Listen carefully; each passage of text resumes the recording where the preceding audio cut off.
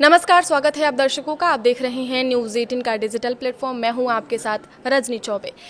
पहले all time high, फिर धड़ा, फिर उछाल और फिर गिरावट। सोने चांदी की कीमतों में इन दिनों इतना उतार चढ़ाव देखा जा रहा है कि निवेशकों और खरीदारों के साथ साथ एक्सपर्ट्स भी हैरान हैं। 29 जनवरी को चांदी ने 4.20 लाख किलो का रिकॉर्ड हाई बनाया था, जबकि सोने ने 1.93 लाख का। गोल्ड और सिल्वर दोनों ही रिकॉर्ड हाई से काफ़ी सस्ते हो गए हैं। मल्टी कमोडिटी एक्सचेंज यानी MCX पर सोने चांदी की कीमतों में एक ही दिन में 32,000 रुपए तक की गिरावट आई है।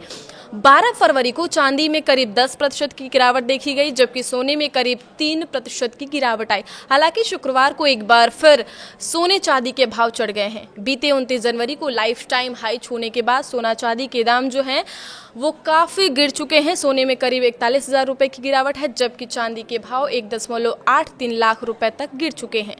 आज यानी शुक्रवार को कमोडिटी मार्केट का इस हफ्ते का आखिरी दिन है, लेकिन कम दामों पर शायद ही मुनाफा वसूली दिखेगी। तो क्या आज सोने और चांदी के दाम और गिरेंगे या फिर यहाँ से शॉर्ट कवरिंग देखने को मिल सकती है? ये बड़ा सवाल है। इस ब्लॉग पर हमारी नजर रहेगी कि कमोडिटी मार्केट की चाल पर। साथ ही दिल्ली, मुंबई समेत देश के अलग अलग शहरों में सोने चांदी के दाम भी इस वीडियो में आपको देखने को मिलेगा। तो शुक्रवार सुबह मार्केट खुलते ही सोने चांदी की कीमतों में उछाल देखा गया है। सुबह 9 बजे MCX पर मार्च 2026 एक्सपायरी की चांदी फ्यूचर्स कॉन्ट्रैक्ट का भाव जो है वो 4.25% की उछाल के साथ 2,40,700 प्रति किलो के स्तर पर पहुंच गया है। इसी तरह अप्रैल 2026 एक्सपायरी के सोने फ्यूचर्स कॉन्ट्रैक्ट में 1.46% की बढ़त देखी गई है।